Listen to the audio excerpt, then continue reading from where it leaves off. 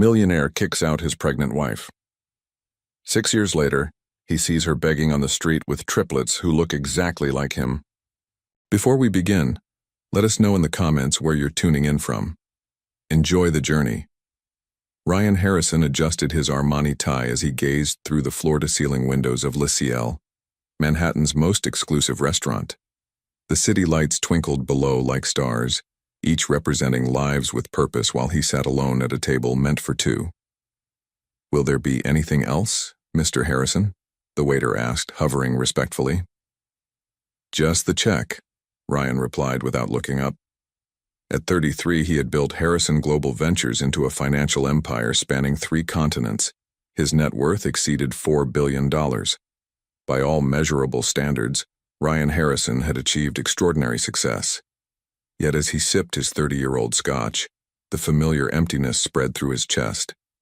The same hollow void that greeted him each morning in his penthouse and followed him to his corner office with its imposing mahogany desk. His phone buzzed with a message from Victor, his uncle and chairman of the board. "Singapore deal locked. 9 figures. Celebrate, nephew." Ryan didn't reply. Another deal, another million. The numbers had lost their meaning years ago. His mind drifted to Amanda, her smile, the way she challenged him, how she made him feel alive. 6 years since he'd driven her away, and still the wound felt fresh. "We want different things, Ryan," she had said that final day. "You want an empire. I want a life."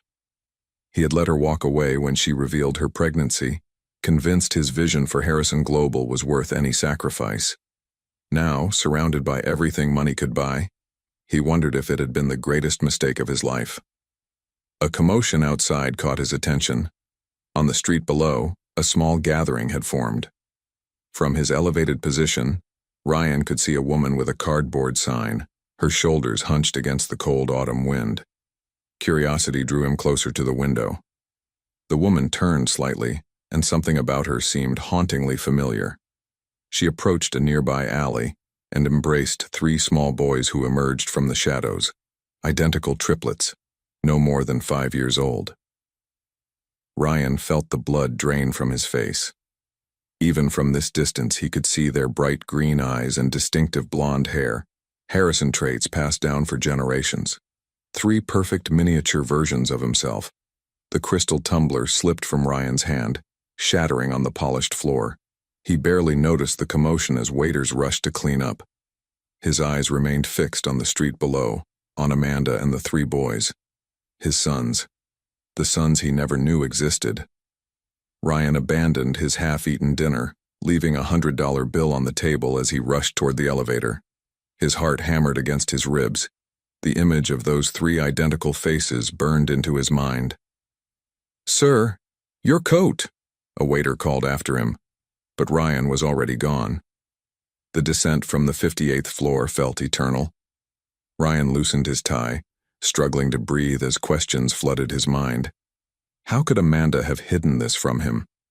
3 children, his children, living on the streets while he accumulated billions. When the elevator doors finally opened, Ryan sprinted through the lobby and out into the crisp October evening. He scanned the street frantically, terrified they might have disappeared. Then he spotted them half a block away. Amanda kneeling beside one of the boys, adjusting his worn jacket. "Amanda!" Ryan called, his voice breaking. She froze, her body tensing visibly before slowly turning to face him. When their eyes met, shock and fear crossed her face. "Ryan," she whispered, instinctively drawing the boys closer to her. Up close, the resemblance was undeniable. 3 perfect miniature versions of himself looked up at him with curious green eyes. "They're mine," he said. It wasn't a question. Chapter 2. Reluctant reunion. "We should go," Amanda whispered urgently to the boys, her eyes never leaving Ryan's face. The years had been unkind to her, dark circles under her eyes, hair pulled back in a simple ponytail, clothes worn but clean. "Please wait," Ryan said, finding his voice. "Just give me a minute." The tallest boy stepped slightly forward, his small chin raised in a protective gesture Ryan recognized from his own childhood. "Are you okay, Mom?" he asked, eyes never leaving Ryan. "Yes, Dylan," Amanda replied softly. "This is an old friend." Ryan couldn't tear his gaze away from the children. "How old are they?" he demanded, though he already knew the answer. "5, she answered, barely audible. 5 years. The math wasn't difficult. Amanda must have been pregnant when he'd dismissed her from his life, when he'd said a baby would complicate things during the company's crucial expansion phase. "Why didn't you tell me?" His voice cracked with emotion. Amanda glanced at the boys who were watching this exchange with confusion. "Not here, Ryan." "I'm hungry," the smallest of the triplets said, tugging at Amanda's coat. The simple statement hit Ryan like a physical blow.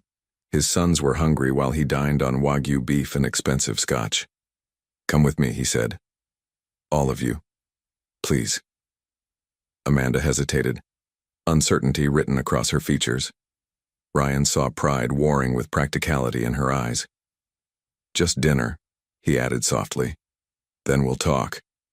After what felt like an eternity, Amanda nodded. "Okay," she said, gathering the boys closer. "Just dinner."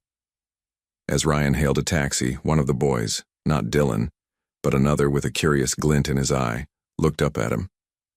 "You look like us," the boy said simply. Ryan's throat tightened as he met the child's gaze. "Yes," he managed to reply. "I suppose I do." Ryan guided them to a small family restaurant nearby, instinctively starting toward his usual high-end establishments before catching Amanda's warning glance and redirecting somewhere more appropriate. Seated in a corner booth with worn vinyl seats, Ryan could barely focus on the menu in his hands. The 3 boys, Dylan, Mason, and Ethan, sat across from him, devouring plates of spaghetti with the enthusiasm only hungry children could muster. "They're good eaters," Ryan said awkwardly, searching for anything to break the tension. Amanda's lips twitched into a small smile despite herself. "They're growing boys." Dylan, the protective one, kept watching Ryan suspiciously while methodically twirling pasta around his fork. Mason, whom Ryan was learning was the creative one, studied Ryan's expensive watch with obvious curiosity. Ethan, the thoughtful observer, hadn't taken his eyes off Ryan's face since they sat down. "Why do you look like us?" Ethan finally asked, his small voice cutting through the silence. "Ethan," Amanda admonished gently, "remember what we talked about asking personal questions?" Ryan leaned forward slightly. "It's okay," he said. "Sometimes people look alike by coincidence." The lie tasted bitter on his tongue, but Amanda's grateful glance told him it was the right move for now. "Boys," Amanda suddenly said, "would you like ice cream for dessert?"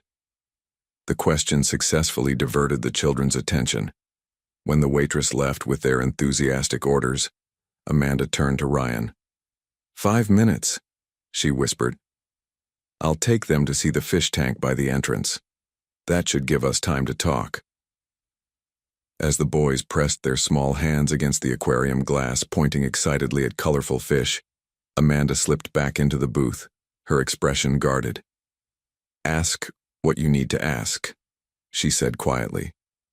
"When did you find out you were pregnant?" Ryan began, his voice low. 3 weeks after you told me to leave." "And you didn't think I deserved to know?" Amanda's eyes flashed. "I called your office, Ryan. 3 times. Your assistant said you were too busy to take personal calls. After the 3rd time, I decided our children wouldn't spend their lives being too personal for your schedule." Ryan felt as if he'd been punched. He remembered his former assistant, Diane, who had protected his time zealously during the company's expansion phase. "I never got those messages," he said quietly. Amanda's expression softened slightly. "Would it have mattered? You made it abundantly clear what your priorities were, Ryan. The day I told you I was pregnant, you called it an inconvenient complication to your 5-year plan." Ryan winced at the memory. He had been ruthless, focused only on Harrison Global's international expansion. "I was wrong," he admitted, surprising himself with his honesty. "I was young, ambitious." "So was I," Amanda interrupted. "But I didn't have the luxury of walking away from responsibility." Ryan glanced at the boys, still fascinated by the tropical fish. Tell me about them, please. For the first time, Amanda's expression warmed. Dylan is the oldest by 3 minutes. He's my little protector. Mason lives in his imagination. He draws constantly. And Ethan notices everything, always asking why. They're wonderful, Ryan said. They are. Despite everything, they're happy children. She hesitated. What do you want, Ryan? Why did you follow us? Before he could answer, the boys rushed back to the table, full of excitement about a pufferfish they'd spotted. Time to go, Amanda said, gathering her worn purse. It's past their bedtime. Tomorrow, Ryan said quickly. Central Park by the carousel, 2 o'clock. Please. Amanda hesitated, then nodded slightly. We'll see. As they prepared to leave, Ethan turned back, his green eyes, so like Ryan's own, fixing on him with uncanny perception. Bye, the boy said softly, raising a small hand in farewell. Goodbye, Ethan, Ryan replied, his voice thick with emotion. I'll see you tomorrow. Back in his penthouse, Ryan paced the spacious living room, unable to settle. The evening's events played on loop in his mind. His children, his sons, had been living in poverty while he accumulated wealth he rarely even enjoyed. He poured himself a drink but set it down untouched. For the first time in years, he needed clarity, not numbness. His phone had been buzzing relentlessly. 12 missed calls from Victor, 3 from James Porter, his childhood friend, and now the company's legal counsel. Ryan ignored them all. Instead, he opened his laptop and typed Amanda Collins into the search bar. There was almost nothing, just a 6-year-old employment record at a design firm and a brief mention in a community college alumni newsletter. She had vanished from the digital world, while his own name yielded thousands of results. Business profiles, financial reports, society pages. Their lives had diverged so completely. Morning brought a flurry of activity.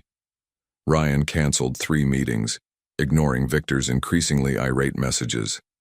For the first time in his adult life, Ryan Harrison had put business second. He arrived at Central Park an hour early, nervously pacing around the carousel. He had barely slept, his mind racing with images of 3 identical boys who shared his DNA. When 2 o'clock approached, Ryan scanned every path for Amanda and the boys. What if she didn't come? What if she'd changed her mind? The thought sent a wave of panic through him. Then he saw them, 4 figures approaching from the east path. Amanda looked different in daylight, her brown hair catching golden highlights from the sun. She wore simple jeans and a faded sweater but carried herself with quiet dignity. The boys bounded ahead of her, matching blue jackets making them look like a small coordinated team. You came, Ryan breathed when they reached him. Amanda nodded, a tentative smile touching her lips. I promised we would. The boys stared up at him with varying expressions. Dylan stood slightly in front of the others, his protective instinct on display. Mason clutched a small sketchbook, studying Ryan like he wanted to draw him. Ethan simply tilted his head as if trying to solve a puzzle. Boys, Amanda said gently, this is Mr. Harrison. He's going to spend some time with us today. You can call me Ryan, he offered, crouching down to their level. Mason stepped forward first. Do you like dinosaurs? He asked seriously. Ryan smiled, feeling the first crack in the wall of tension. I love dinosaurs. The afternoon at Central Park had been magical. Ryan had discovered that Dylan loved soccer, Mason could name every dinosaur that ever existed, and Ethan had an uncanny ability to solve puzzles meant for children twice his age. For a few precious hours, Ryan forgot about Harrison Global and the empire he'd built. As the sun began to set, Amanda gently announced it was time to leave. Ryan reluctantly said goodbye, securing a promise to see them again the following weekend. The warm glow of the day stayed with him as his driver took him back to his penthouse. For the first time in years, Ryan felt something dangerously close to happiness. That feeling evaporated the moment he stepped into his living room and found Victor Harrison waiting for him. At 62, Victor remained an imposing figure, tall, silver-haired, with the same green eyes all Harrisons possessed. After Ryan's parents died in a car accident when he was 12, Victor had raised him with a singular focus on business success. "Your assistant tells me you've been canceling meetings," Victor said without preamble. "The Tokyo investors are getting nervous."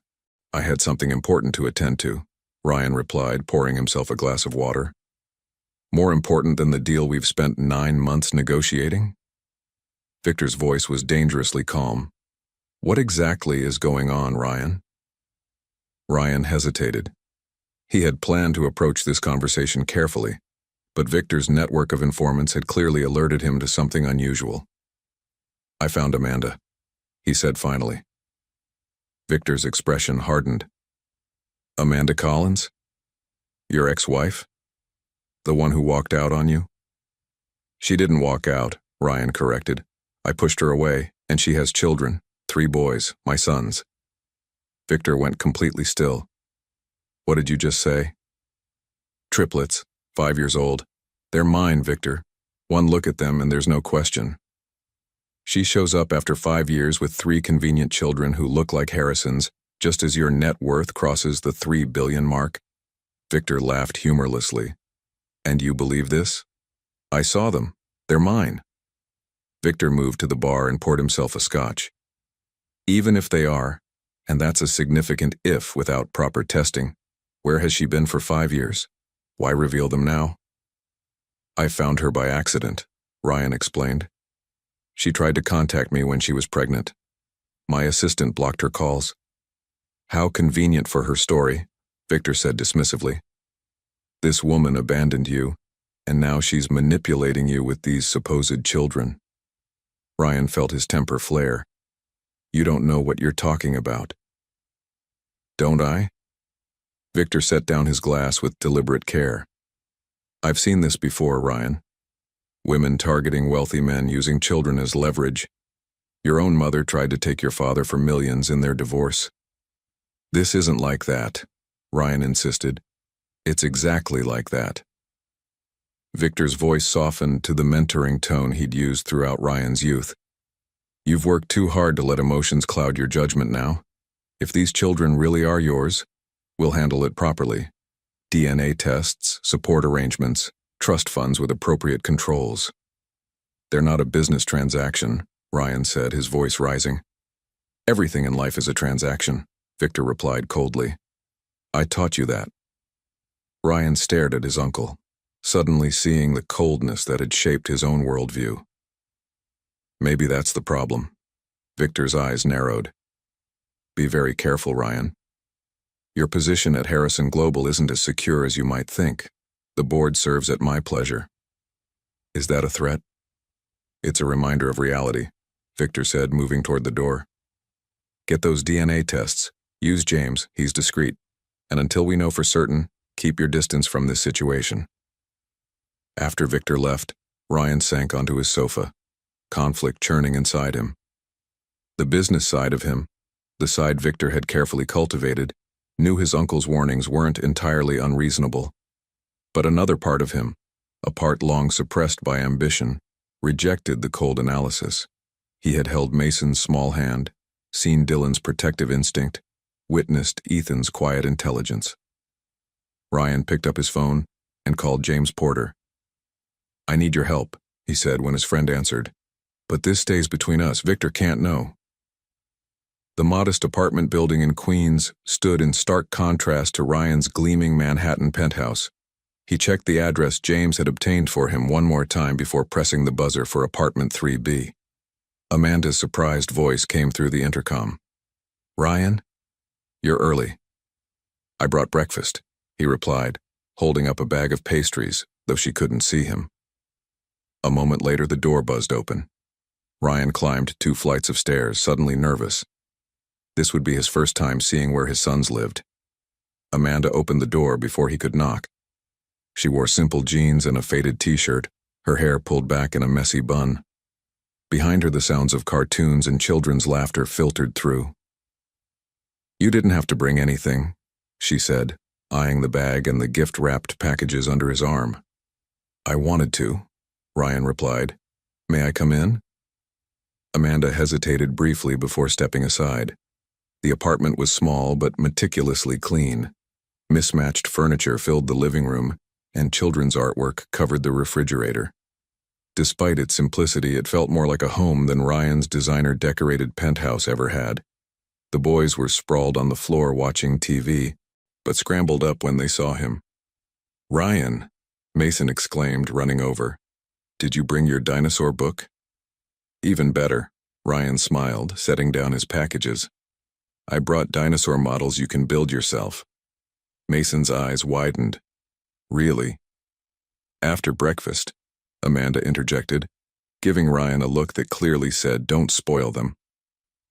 As they ate pastries around the small kitchen table, Ryan observed the family dynamic. Amanda maintained gentle but firm boundaries with the boys. They, in turn, showed a level of independence and responsibility that surprised him. Ethan, it's your turn to clear the table, Amanda reminded.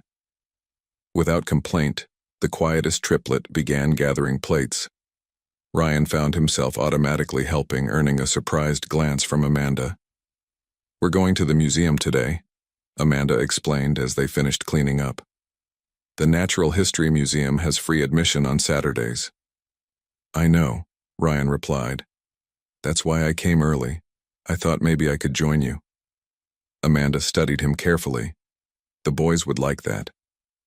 The museum trip was eye-opening for Ryan.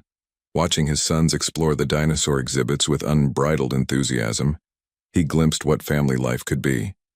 Not the sterile, achievement-oriented childhood Victor had crafted for him, but something joyful and genuine. In the Hall of Gems, Ethan tugged on Ryan's sleeve. Why are some rocks shiny and some not? He asked. Ryan knelt down to Ethan's level, explaining mineral formation in simple terms.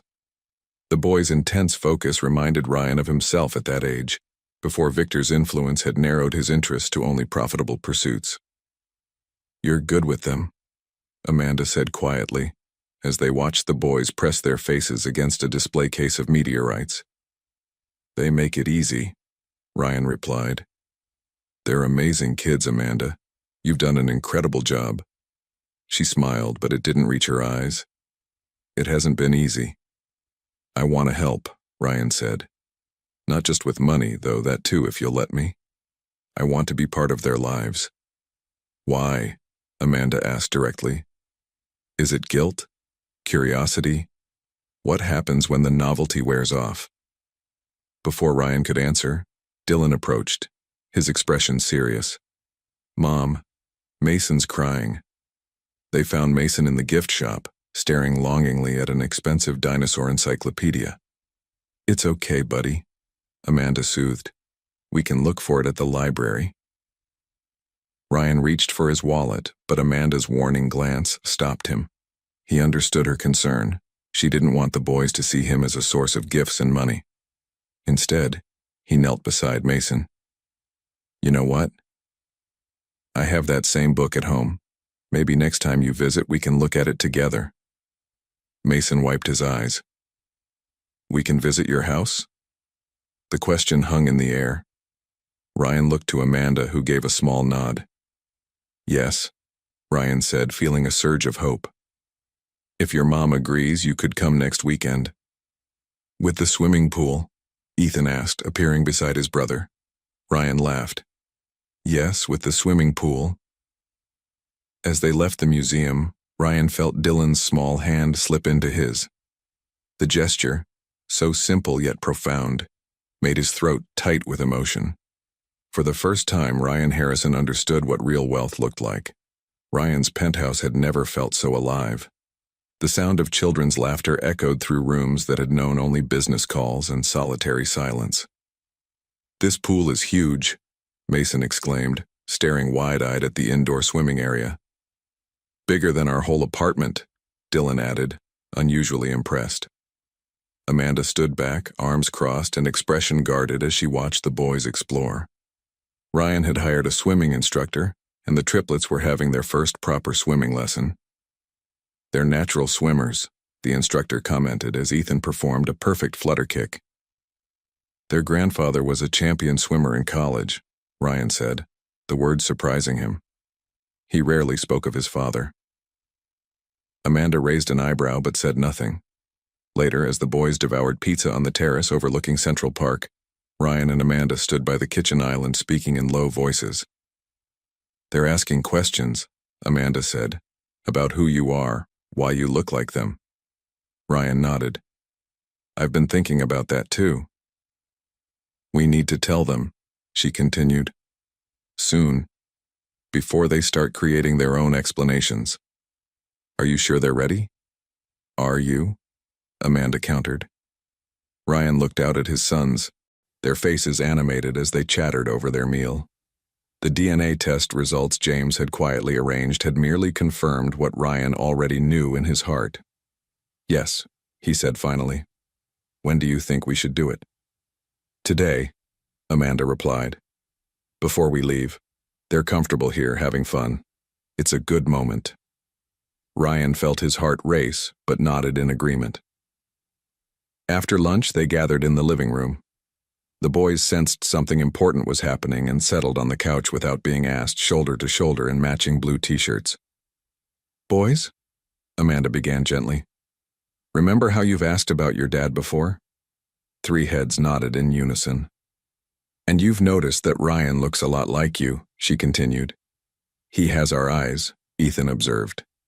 Amanda smiled softly. "Yes, he does." She took a deep breath. "That's because Ryan is your father." The room fell completely silent. Ryan felt as if he might shatter from the tension. Mason spoke first. "Like a real dad? Not just someone who looks like us?" "A real dad," Ryan confirmed, his voice thick with emotion. Dylan's brow furrowed. "But where were you? All the other kids have dads who live with them or visit on weekends." The question hit Ryan like a physical blow. Amanda reached over and squeezed his hand, surprising both of them with the gesture of support. "That's my fault," Ryan admitted. "I didn't know about you boys until I saw you last month outside the restaurant." "Mom didn't tell you?" Ethan asked, his perceptive gaze shifting between the adults. "I tried," Amanda explained carefully. "But sometimes grown-ups make mistakes. I should have tried harder and Ryan should have been easier to reach. The important thing," Ryan added, "is that I know now, and I want very much to be your father, if you'll let me." The triplets exchanged glances, having one of those silent communications that amazed Ryan. Ethan slid off the couch first and approached Ryan. "Can I call you Dad?" he asked simply. Ryan knelt down, meeting his son's eyes. "I would like that more than anything." Ethan wrapped his arms around Ryan's neck and something broke open inside Ryan's chest. A dam of emotion he hadn't known existed suddenly gave way. Mason joined the hug next. "Does this mean we get to come swimming every weekend?" Ryan laughed through the tightness in his throat. "It means I'll be part of your lives in every way I can be." Only Dylan remained on the couch, watching cautiously. Amanda sat beside him. "It's okay to need time, Dylan. This is big news." The boy twisted his hands together. "If you're our dad," he asked Ryan directly, "are you going to take us away from Mom?" "No," Ryan answered immediately. "Your mom is amazing. She's taken care of you all by herself for 5 years. We're going to work together now, but nothing will change how important she is." Dylan studied him for a long moment, before nodding once and sliding off the couch. He didn't hug Ryan, but offered his hand for a solemn handshake. "Okay," Dylan said, "but you have to promise not to leave again." Ryan shook his son's hand, feeling the weight of the moment. "I promise, Dylan. I'm here for good." Ryan sat in his corner office, staring blankly at quarterly projections that would normally command his full attention. The numbers showed record growth for Harrison Global, but his mind was elsewhere, filled with images of 3 little boys with his eyes. A sharp knock interrupted his thoughts before the door swung open without waiting for a response. Victor Harrison strode in, radiating displeasure. "You missed the Singapore call," Victor said, dropping into the chair across from Ryan's desk. "Lynn was asking for you specifically." "Something came up," Ryan replied vaguely. Victor narrowed his eyes. Something more important than the deal we've been chasing for months? Yes. The simple answer clearly caught Victor off guard. Ryan leaned back, suddenly exhausted by the prospect of explaining. But Victor wasn't just his uncle, he was chairman of the board. He deserved to know why the CEO of Harrison Global had suddenly shifted priorities. The DNA results came back, Ryan said. The boys are mine. 100% certainty. Victor's expression darkened. I assumed as much. I've already had legal working on appropriate support arrangements. It's not about support arrangements, Ryan interrupted. I told them I'm their father. I'm going to be part of their lives. Of course you are, Victor said dismissively. In an appropriate capacity, weekend visits, perhaps holidays, we'll set up trust funds for education. I'm picking them up from school today, Ryan cut in. Mason has an art show. I promised I'd be there. Victor went completely still. You're leaving the office early? Today? When we have the Tokyo presentation to finalize? James can handle that. James? Victor scoffed. James Porter is a competent lawyer, but he doesn't have your vision for expansion. Ryan's phone buzzed with a message from Amanda. Boys are excited about you coming to Mason's art show. He's been talking about it all week. A smile touched Ryan's lips, and something in his expression made Victor lean forward. This woman has you completely distracted, Victor said, his voice dangerously quiet. She waited 5 years to tell you about these children, and now suddenly you're rearranging your entire life for her? For them, Ryan corrected. My sons. You barely know them. I'm getting to know them, Ryan countered. And they're extraordinary kids. Victor stood abruptly. You're the CEO of a multi-billion-dollar corporation, not just some father picking up kids from school. You have responsibilities. Yes, I do, Ryan agreed, standing to match his uncle's stance. To my children as well as to this company. The two men stared at each other, a tension between them that had never existed before. Finally, Victor adjusted his perfectly tailored suit. Fine. Do what you need to do. But when the board questions why our Tokyo expansion is faltering, I won't shield you from the consequences. After Victor left, Ryan sank back into his chair, conflict churning inside him. His uncle's warnings weren't entirely unreasonable. The business side of Ryan, the side that had built an empire on calculated risk and strategic thinking, knew he should proceed cautiously.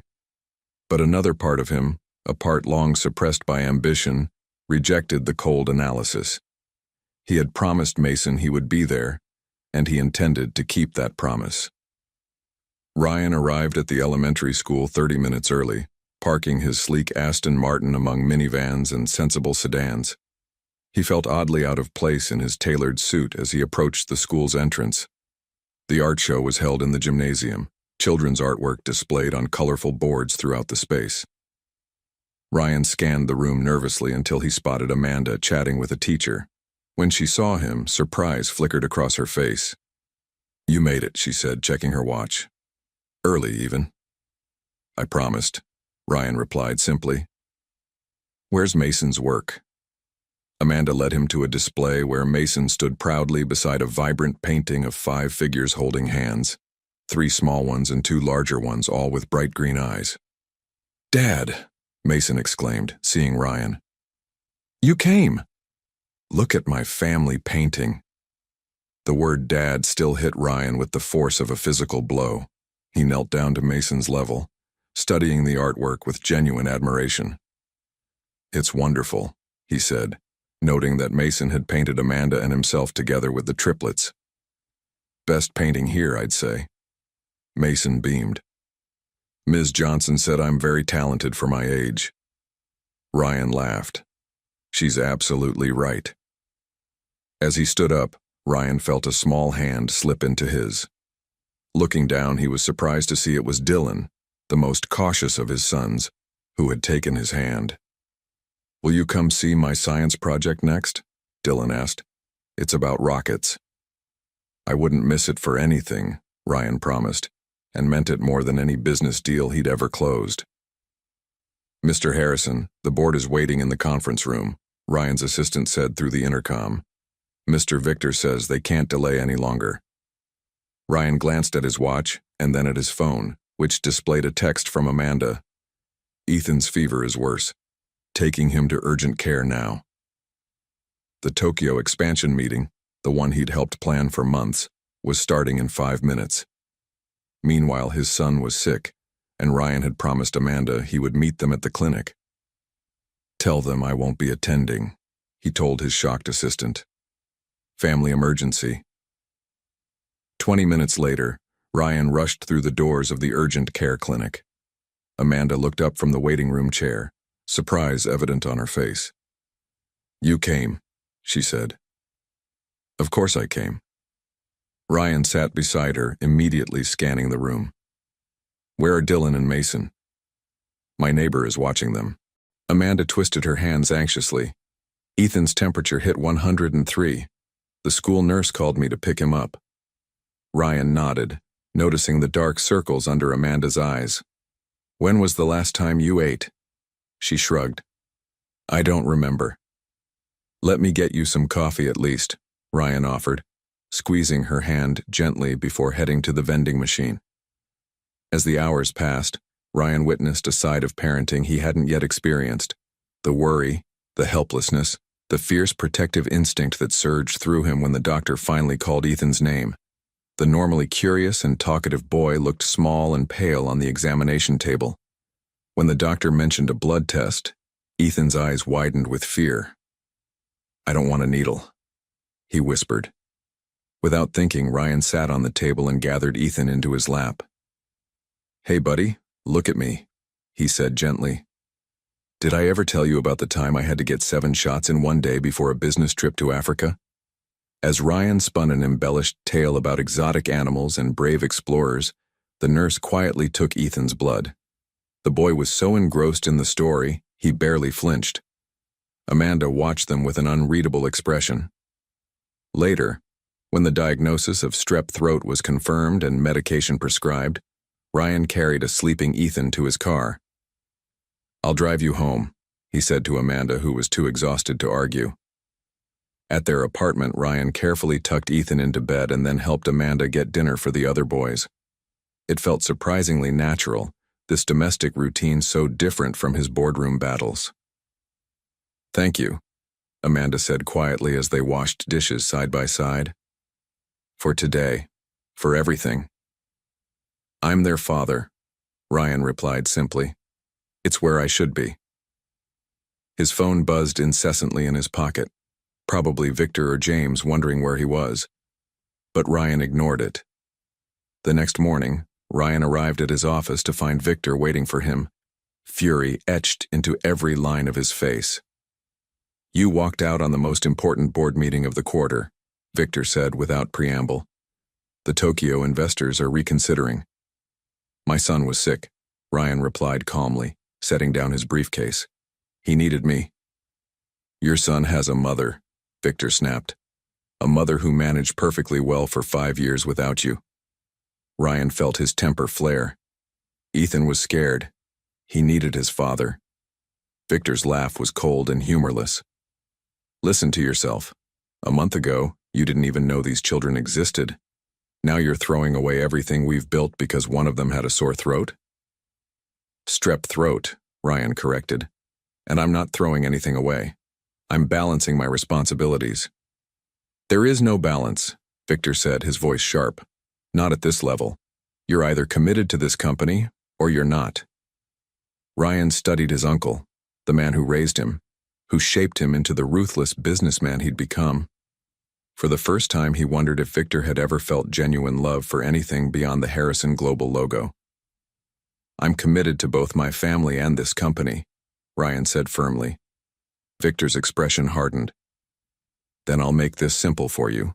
The board meeting has been rescheduled for tomorrow morning. The Japanese delegation will be there. If you miss it, I'll call for a vote of no confidence in your leadership. Ryan felt the blood drain from his face. You'd force me out? After everything I've done to build this company? I built this company, Victor corrected coldly. You've been a caretaker. A good one until now. But you're not irreplaceable, Ryan. Victor moved toward the door, then paused. Choose, Ryan, the company or them. You can't have both. After his uncle left, Ryan sat at his desk, staring at the family photo Mason had drawn, which he'd framed and placed beside his computer. His phone rang. Amanda. Ethan's fever broke, she said, her voice warm with relief. He's asking for you. Ryan closed his eyes, suddenly knowing exactly what he needed to do. The morning of the rescheduled Tokyo meeting, Ryan arrived at Harrison Global an hour early. The building was quiet, most employees not yet at their desks. He needed this time to prepare, not just for the presentation, but for what would come after. As he passed James Porter's office, he noticed the light was on. Through the glass door, Ryan could see his childhood friend and legal counsel hunched over his desk, papers spread before him. Ryan knocked lightly before entering. You're here early. James startled, quickly gathering the documents. Just preparing for the meeting. Victor wants everything perfect. Something about James's nervous manner triggered Ryan's suspicion. What are those papers? Just legal briefs for the Tokyo deal, James replied too quickly. Ryan stepped forward, catching sight of a familiar name on one of the documents before James could hide it. Is that Amanda's name? What are you doing with papers about Amanda? James's face flushed. Ryan, it's not what you think. Show me, Ryan demanded, his voice deadly quiet. After a moment's hesitation, James reluctantly slid the papers across the desk. Ryan scanned them, his blood running cold. They were drafts of emergency custody petitions, financial investigations into Amanda's background, and a strategy for proving parental alienation. Victor asked me to prepare these, James explained, not meeting Ryan's eyes. Just as contingency planning. Contingency for what? Ryan asked, though he already knew the answer. In case you decided the children should have different living arrangements. Ryan felt physically ill. You've been spying on us, reporting to Victor. James had the decency to look ashamed. He's chairman of the board, Ryan. When he asks for information, I can't exactly refuse. We've been friends since we were 10 years old, Ryan said, disbelief coloring his voice. I trusted you with my family. I told myself I was protecting the company, James replied weakly. Victor convinced me Amanda was manipulating you, that these children were a threat to everything we've built. Ryan shook his head in disgust. They're children, James. My children. James's phone buzzed with a text. He glanced at it, then back at Ryan with growing alarm. Victor's on his way up. The Japanese delegation arrived early. Ryan gathered the documents about Amanda and the boys. I'll deal with you later. As he turned to leave, James called after him. Ryan, there's something else you should know. I've been meeting with Amanda. Ryan froze. What? Victor suggested I should get close to her, gain her trust, see what her real motivations were. James looked genuinely remorseful now. I've been telling her I could help with legal matters, offering advice about her situation. The betrayal cut deep. Does she know you're reporting everything back to Victor? Of course not, James said quietly. She thinks I'm her friend. Ryan's phone buzzed with a text from Amanda. James offered to watch the boys Saturday so I could pick up an extra shift. Is that okay with you? Anger surged through Ryan like a physical force. Stay away from my family, he warned James. Or legal counsel or not, you'll regret it. In the hallway, Ryan nearly collided with Victor, who was flanked by 4 Japanese businessmen in immaculate suits. Ryan, Victor greeted him with a thin smile. Perfect timing. Our guests arrived earlier than expected. Ryan composed himself, slipping the documents about Amanda into his briefcase. Mr. Tanaka, it's good to see you again, he said, bowing slightly to the eldest visitor. I hope everything is prepared for the presentation, Victor asked pointedly. Ryan met his uncle's gaze steadily. Actually, there's been a change of plans. For the next hour, Ryan guided the Japanese delegation through Harrison Global's Tokyo expansion strategy. His presentation was flawless, addressing every concern, anticipating every question. Victor watched with growing confusion as Ryan masterfully closed the deal they'd been pursuing for months. When the contracts were signed and the visitors escorted to a celebratory lunch with other executives, Victor cornered Ryan in the conference room. "What game are you playing?" he demanded. "Yesterday you were ready to throw away this deal for those children, and today you're the consummate CEO." Ryan straightened his tie calmly. "I realized something important, Uncle. I don't have to choose between my family and this company." "Of course you do," Victor scoffed.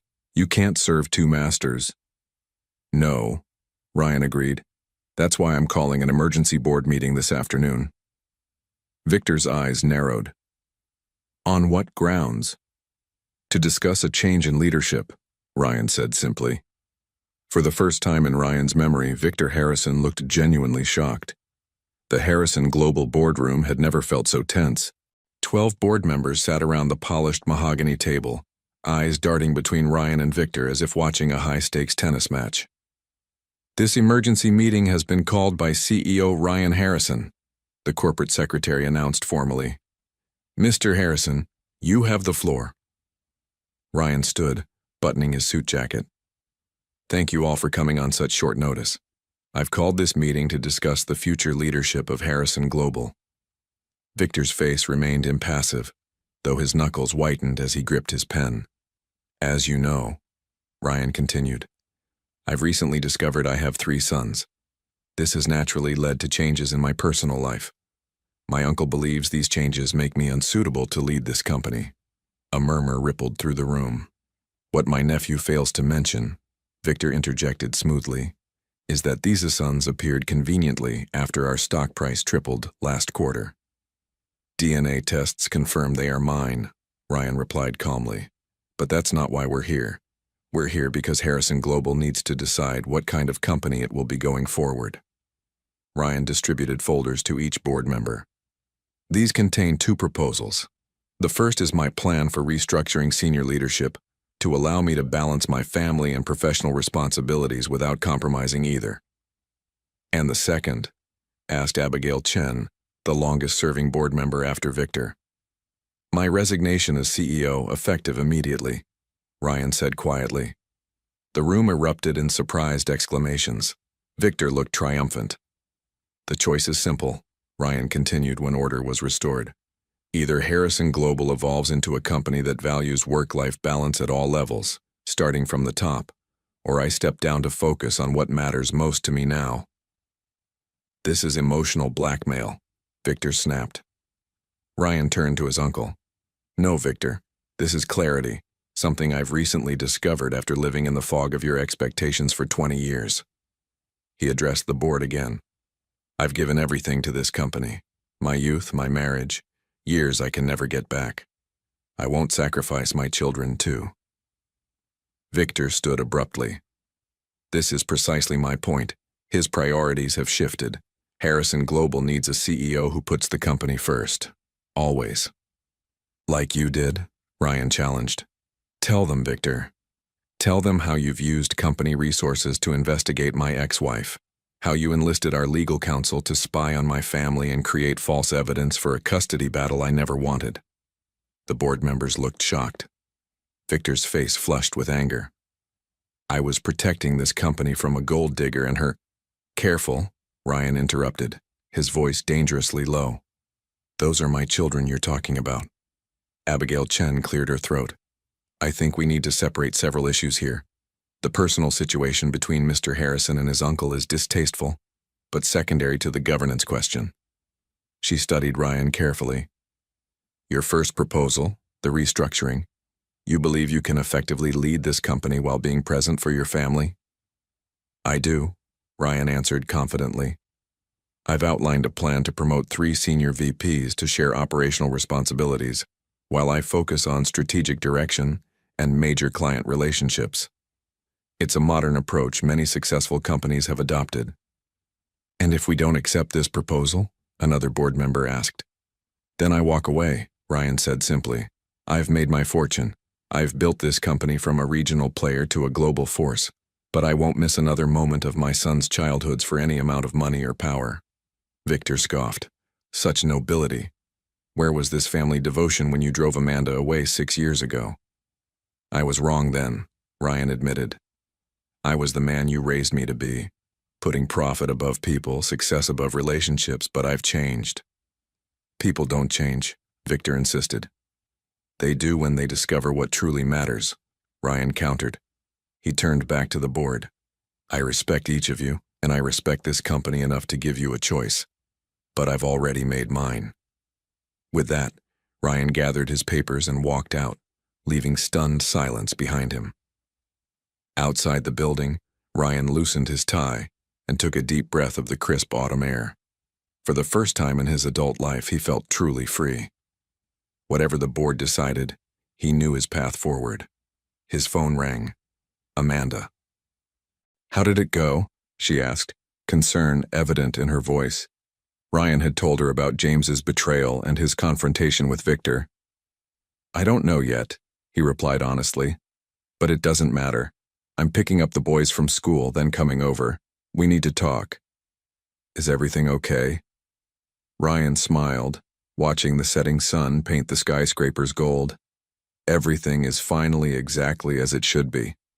Dad, watch this, Mason called, executing a wobbly cartwheel across the grass in Central Park.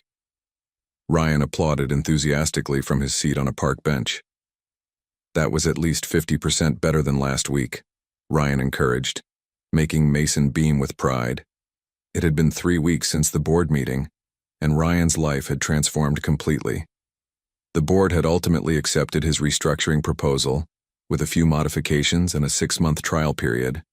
Abigail Chen had been instrumental, persuading the more conservative members that evolving their leadership model would position Harrison Global as a progressive, family-friendly company.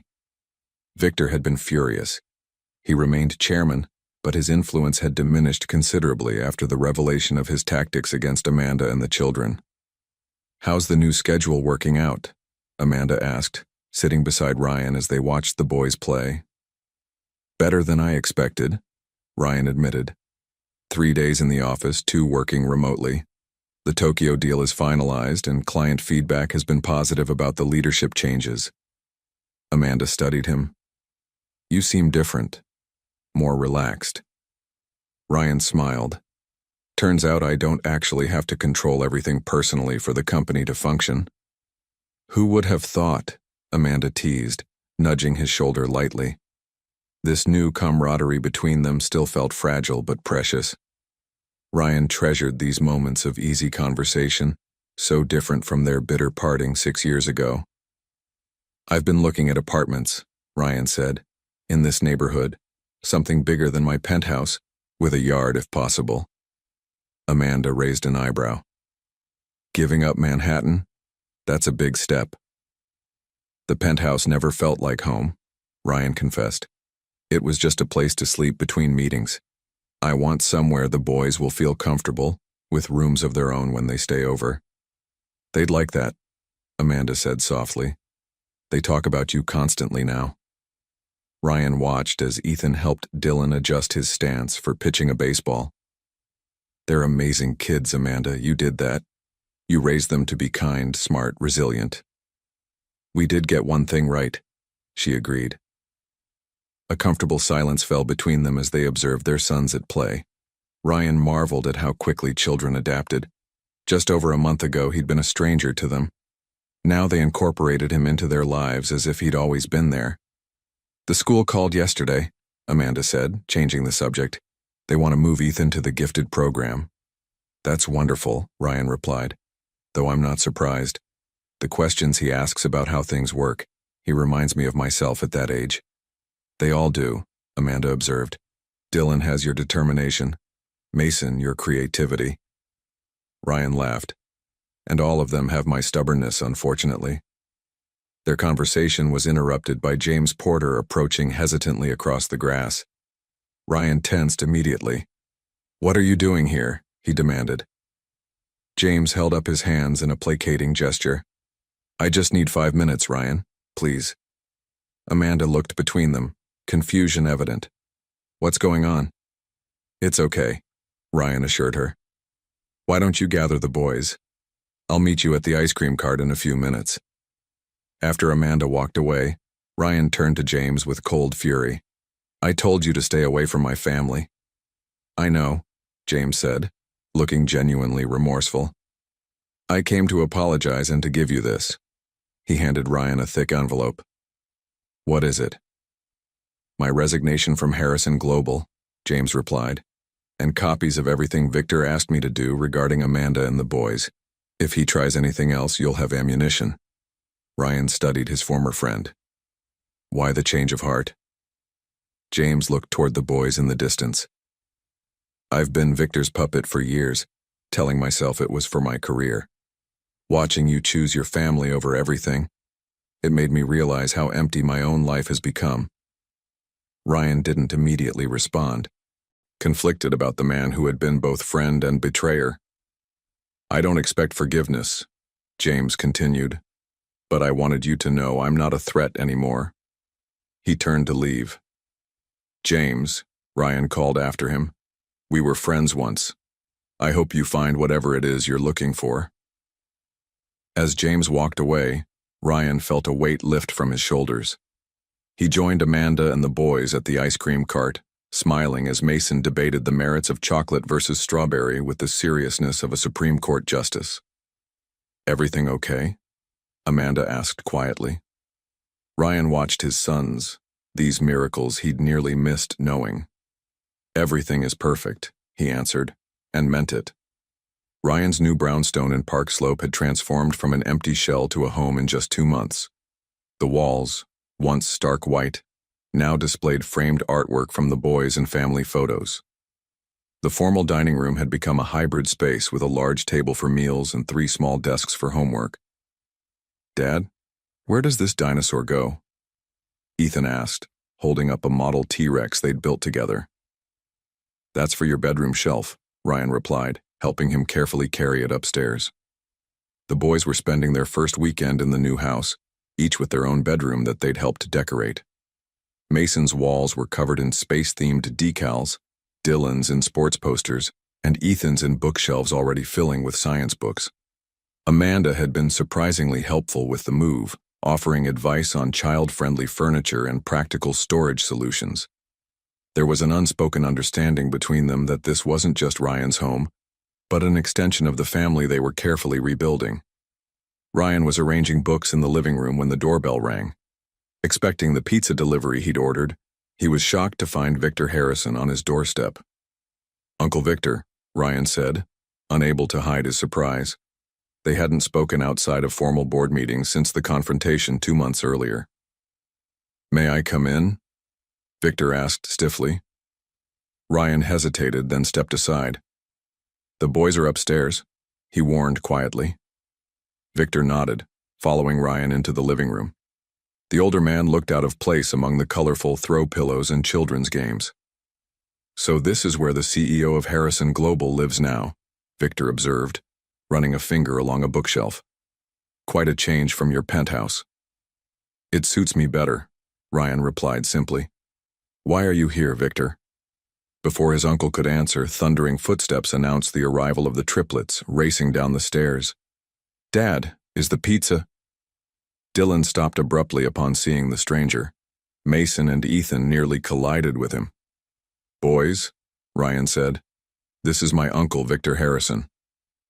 3 pairs of green eyes, identical to Victor's own, stared at him with undisguised curiosity. "You're our dad's uncle?" Mason asked. "So you're our great-uncle?" A flicker of emotion crossed Victor's usually stoic face. "Yes, I suppose I am." "Are you old?" Ethan inquired bluntly.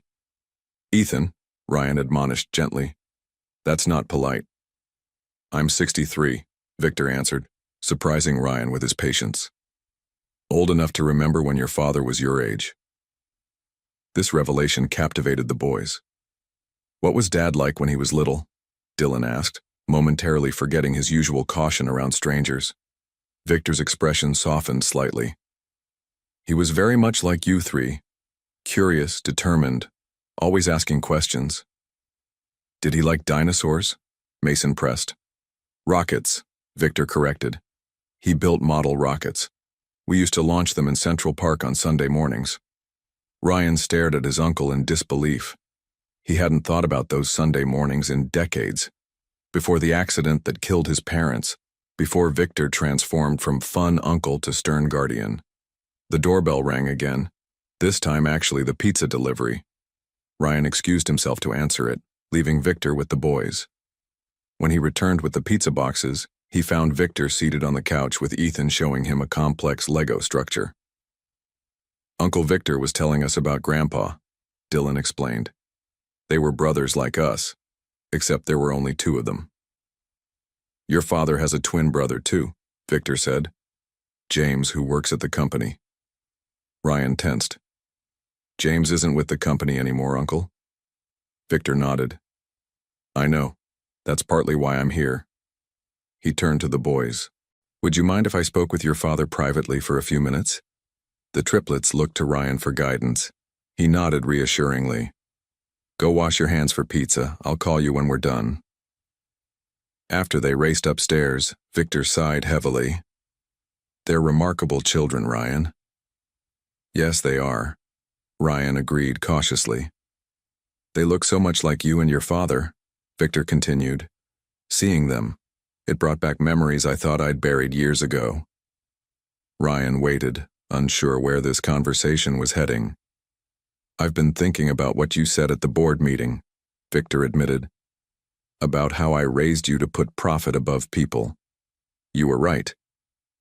The admission stunned Ryan. Victor Harrison never admitted being wrong about anything. After your parents died, I was terrified of failing them, of failing you, Victor continued. I thought if I could make you successful, wealthy, powerful, I'd have done my duty. I never considered whether I was making you happy.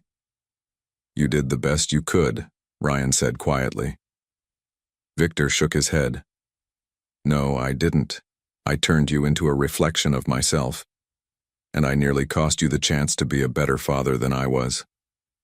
For the first time in Ryan's memory, Victor Harrison looked vulnerable. I'd like to know them, Victor said finally. My great-nephews, if you'll allow it. The backyard of Ryan's brownstone was transformed into a wonderland of streamers, balloons, and 3 identical 6 signs. The triplets' birthday party was in full swing, with children running and shouting in the afternoon sun while parents chatted nearby. Ryan stood at the grill, expertly flipping burgers while keeping one eye on his sons. Careful, Mason, he called as his most adventurous boy climbed higher on the playset. Mason gave him a thumbs up without slowing his ascent.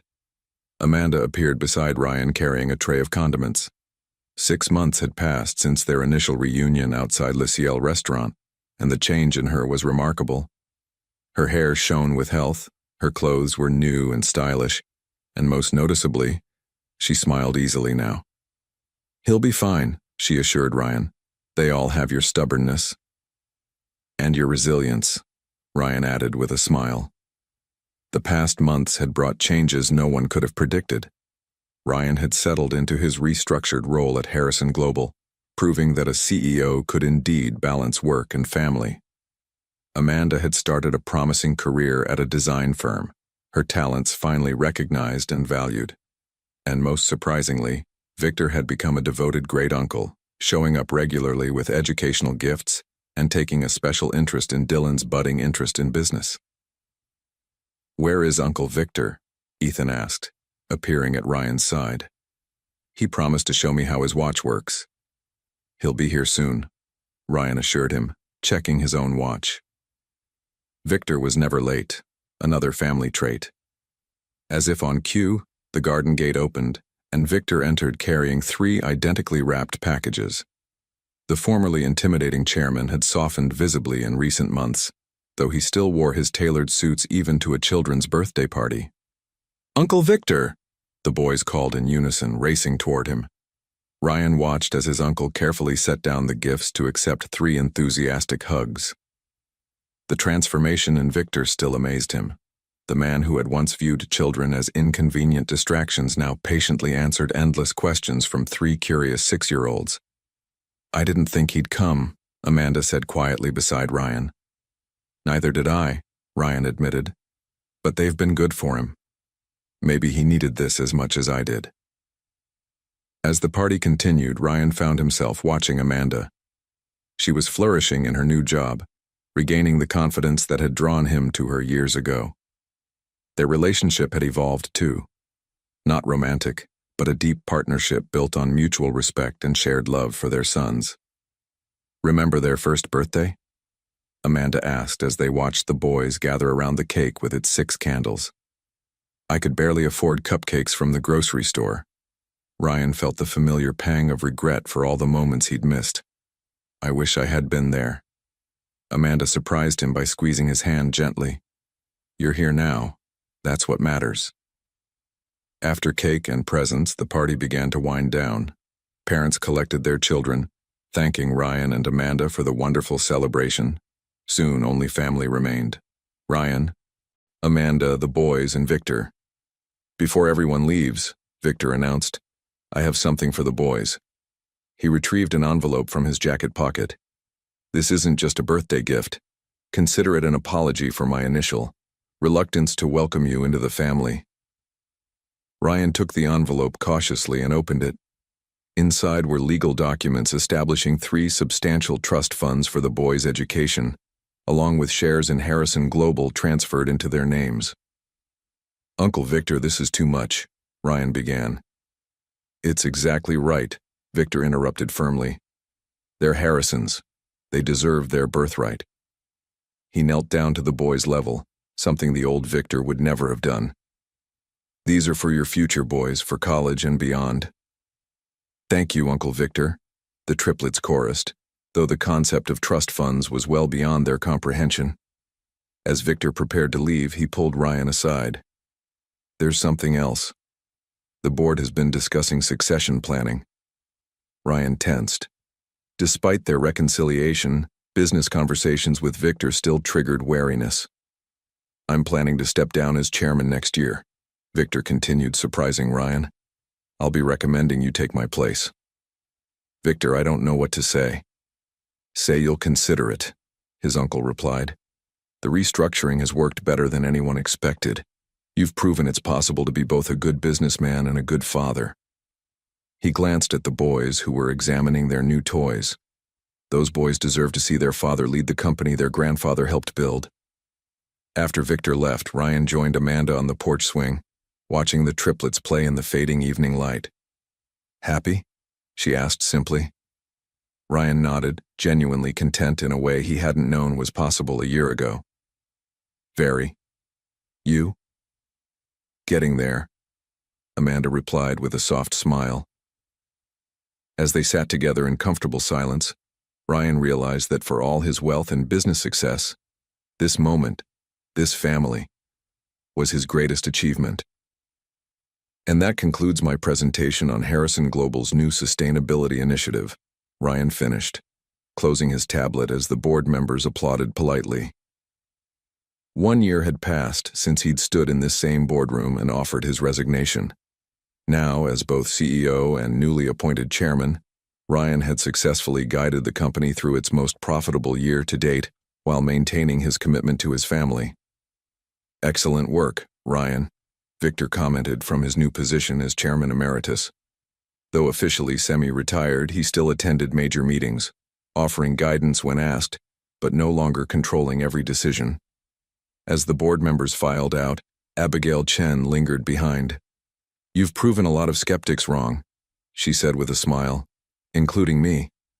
I wasn't sure your work-life balance experiment would succeed." Ryan laughed. "Neither was I, to be honest. But it turns out that being present for soccer games actually makes me a better CEO, not a worse one." "Perspective," Abigail nodded. "Something many executives lack." After the meeting, Ryan declined his driver's offer, opting to walk the few blocks to his destination. It was a perfect autumn day, the trees in Central Park beginning to turn golden. The same season he'd discovered his sons a year ago. He arrived at Amanda's design firm just as she was exiting the building. Right on time, she smiled, falling into step beside him. How was the board meeting? Productive. The sustainability initiative passed unanimously. I'm not surprised. Your presentation to the boys at breakfast was very convincing. Ryan chuckled. If you can explain environmental impact to 3 6-year-olds, you can convince anyone. They walked in comfortable silence for a few blocks.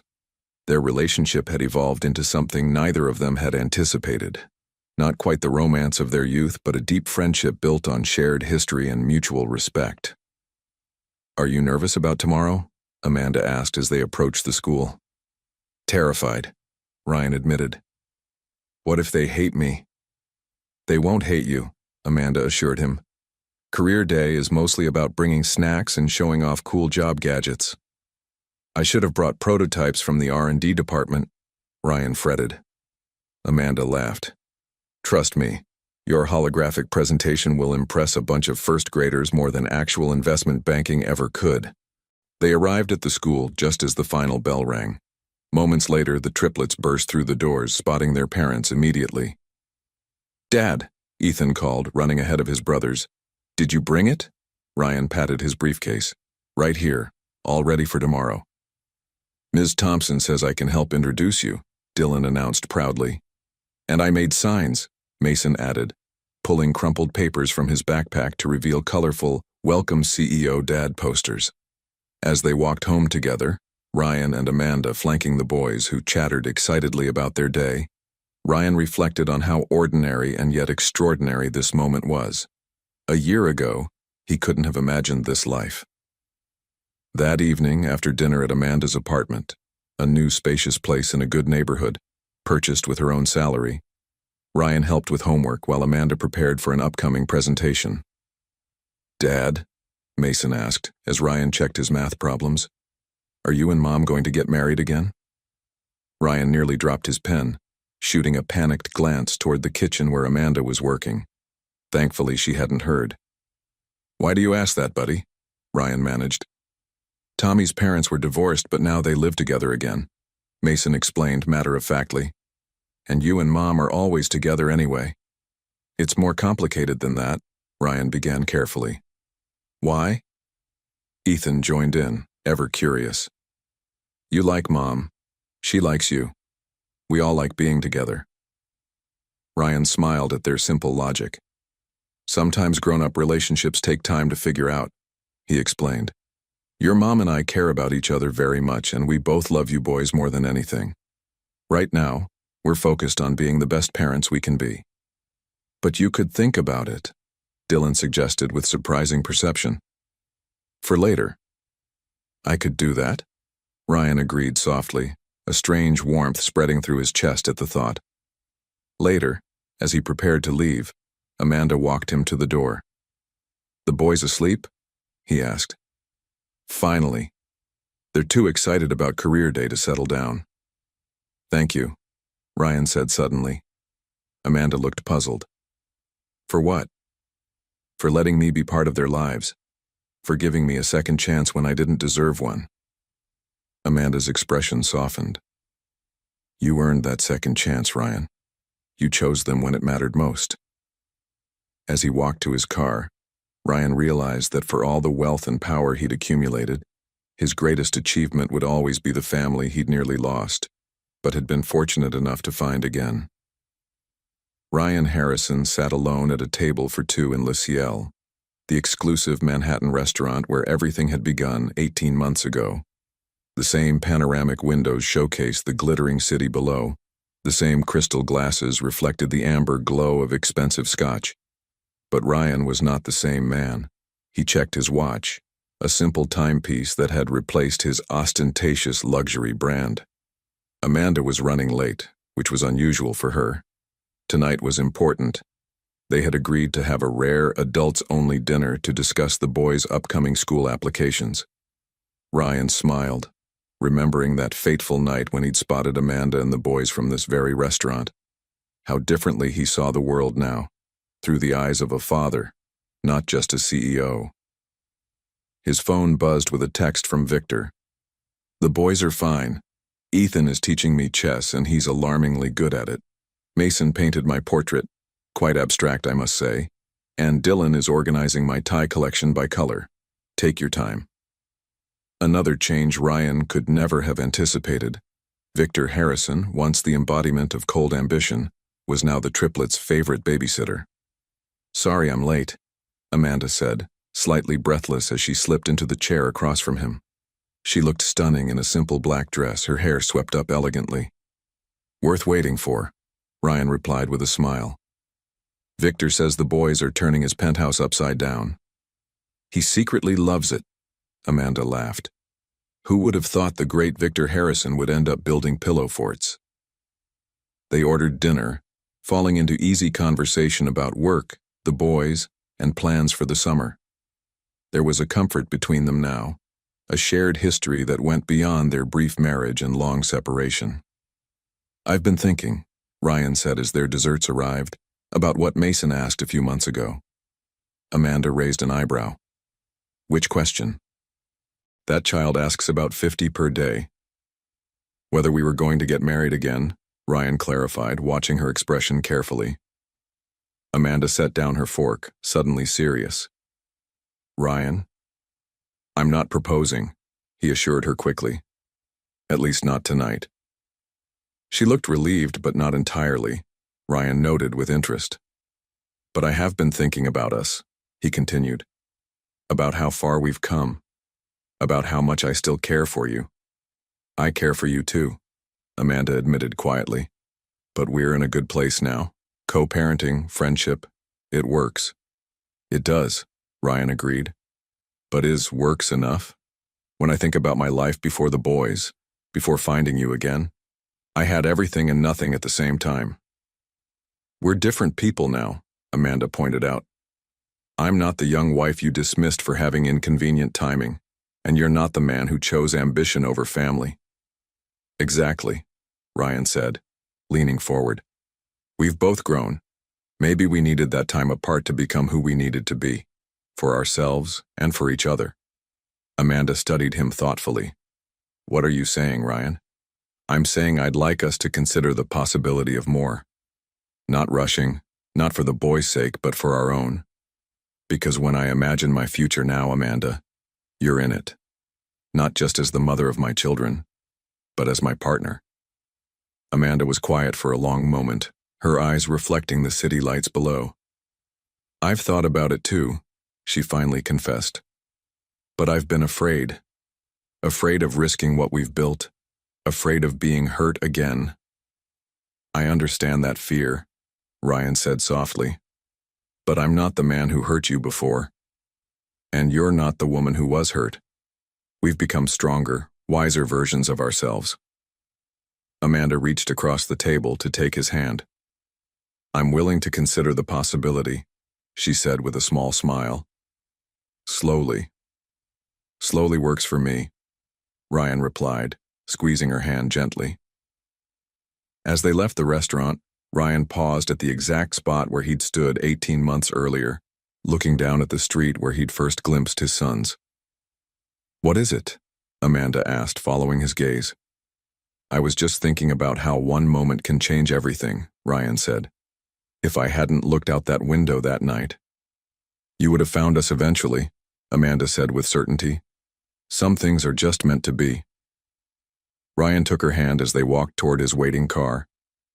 In his pocket was a small velvet box. Not for tonight, but perhaps soon. He had learned that the most precious things in life couldn't be rushed. Once Ryan Harrison had believed his fortune was measured in billions. Now he knew better. His true wealth was walking beside him and waiting at home in the form of 3 boys with his eyes and their mother's heart.